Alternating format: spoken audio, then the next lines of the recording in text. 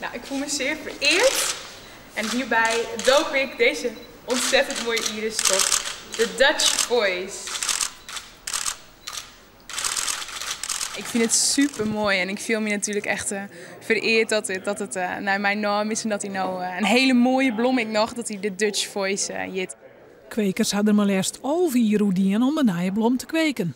Het is een Hollandse iris en hij is fonkelnieuw en hij blinkt uit in heel veel positieve eigenschappen. Wat dan bijvoorbeeld? Het is een vrij unieke kleur. Hij is niet blauw, hij is niet paars, hij zit ertussenin.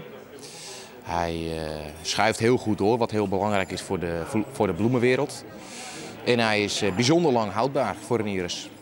Nu moet het nog een commercieel succes worden. Iris kan erbij helpen.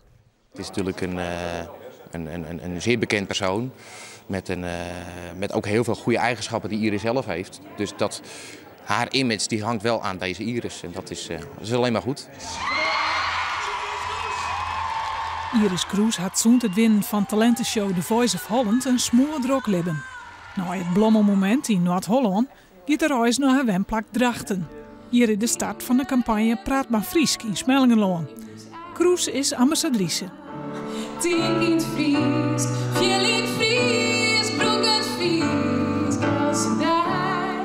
Ik vind het heel belangrijk om te dwalen, omdat ik zelf merk dat ik nou zelf al wat minder Fries praat. Maar mijn eigen vriendin en ik. En dan denk ik van ja, eigenlijk is het nou net goed. Dus ik zei, juist joh, ik zei, we gaan nou alleen naar mijn Fries praten. Want het is natuurlijk een hele mooie taal. En het zou heel jammer wezen als het uitchat. Tussen alle oorspraken terug is ze ook nog druk dwaande met opnames van haar eerste cd, die in augustus kleerwezen had. Het is wat verschillend. Er zitten wat rustige versjes op. Er zit wat up-tempo versjes op. En wat versjes die ik dien heb in The Voice, staan ik nog op. Ja. En spelen ze dan ook op de harp op bepaalde nummers? Ja, de harp heeft zeker een rol op mijn album.